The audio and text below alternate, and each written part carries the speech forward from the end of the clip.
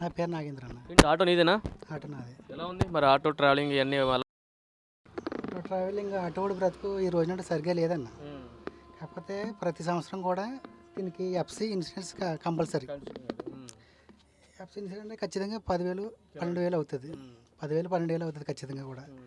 అయితే మేము వచ్చేదే మాకు తక్కువ. ప్రతి సంవత్సరం కట్టాలంటే ఎలా కట్టగలం ఆ ఇన్సూరెన్స్ కట్టనే. అయితే ముందు ప్రభుత్వంలో ఎప్పుడు కూడా మాకు ఆటో నిమిత్తం ₹1 వచ్చింది లేదు, ఎప్పుడు రాలేదు. అయితే జగన్ గారు వైఎస్ వాహన మిత్ర పెట్టారు పథకం.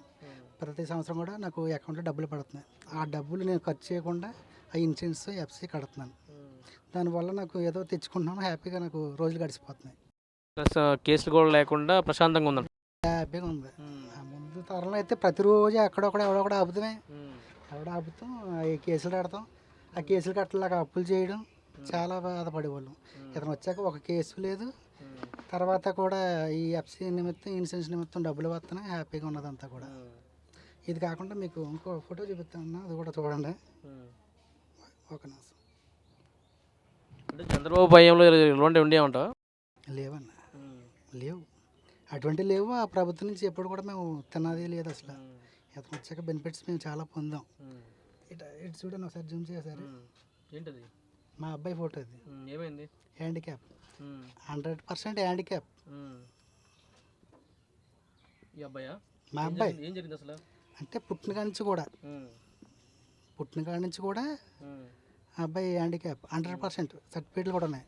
సర్టిఫికేట్ కూడా ఎప్పుడు రాలేదు. గవర్నమెంట్ హాస్పిటల్ తిరుగుతూనే ఉన్నాం. కానీ అన్న ప్రభుత్వంలో ఈ వాలంటీర్ వ్యవస్థలో మాకు ఈ సర్టిఫికేట్ వచ్చింది. పెన్షన్ కూడా వచ్చింది, చాలా ఇమీడియట్గా పెన్షన్ వచ్చింది. ప్రతి నెల 1వ తారీఖున ఖచ్చితంగా కూడా ₹3,000 పెన్షన్ వస్తుంది.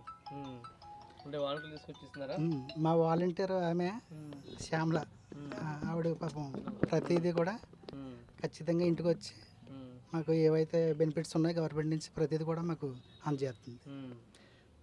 ఎలా ఉంది మరి సచివాలయ వ్యవస్థ, వాలంటీర్ వ్యవస్థ ఎలా ఉంది? చాలా బాగుంది. మరి ఏంటి ఆటో ఛార్జెస్ పెంచేస్తారంటున్నారు, కూరగాయల రేట్లు పెంచేస్తారంటున్నారు, మీరు అందరికి కూడా డబ్బులు వేసి? అటువంటిది ఏమీ లేదన్న. అది పెరిగిందంటే అది అన్ని చోట్ల పెరిగిందే కదా. మన సంపాదన పెరుగుతుంది, దాంతోపాటు ఇవి పెరిగితే ఈ గవర్నమెంట్ మీద వేస్తే ఎలా కుదురుతుంది? అలా అవ్వదు కదా. ఇంకోండి, మొన్న ఆరోగ్యశ్రీ కార్డు వచ్చింది, ₹25,00,000. ఫస్ట్లో ₹5,00,000, ఇప్పుడు ₹25,00,000.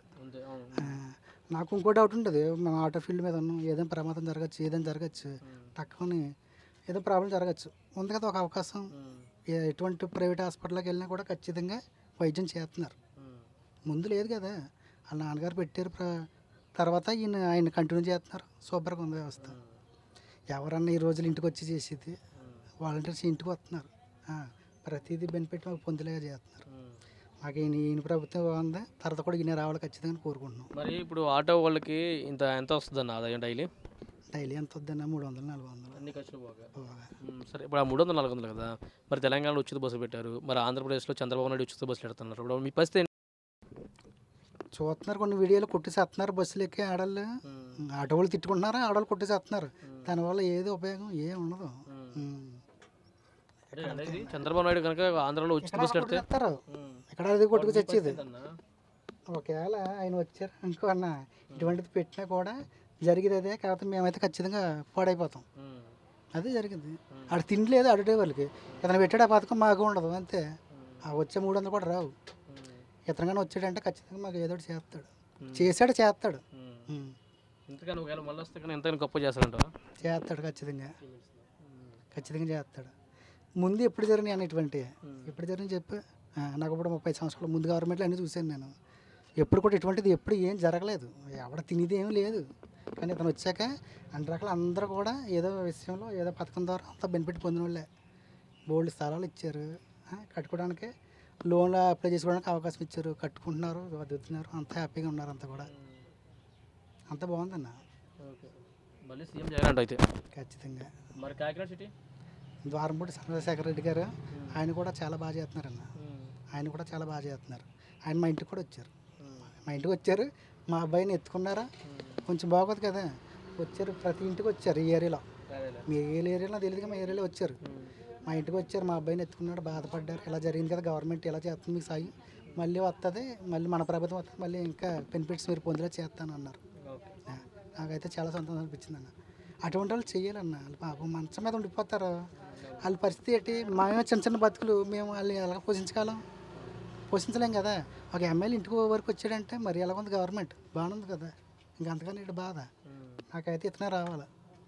ఇంకేమైనా అడగాలంటే అడగను, చెప్తాను. మళ్ళీ సీఎం మాత్రం జగన్ అంటారు. ఖచ్చితంగా 100%. మరి పవన్ కళ్యాణ్ చంద్రబాబు నాయుడు అందరూ ఎఫెక్ట్. అవ్వదన్న అవన్నీ కష్టం అవ్వదు. మరి మీ కాకినాడ జిల్లా మీద ఉంటుంది అంటావా ఎఫెక్ట్? ఇవాళ పొత్తుల మీద వస్తున్నారు కదా. వాళ్ళు వచ్చినా ఖచ్చితంగా కాకినాడ నిమిత్తం అన్నీ కూడా పడి జగన్ గారు పడతాయి ఓట్లు, బయటకి అయితే పడవు. ఓకే.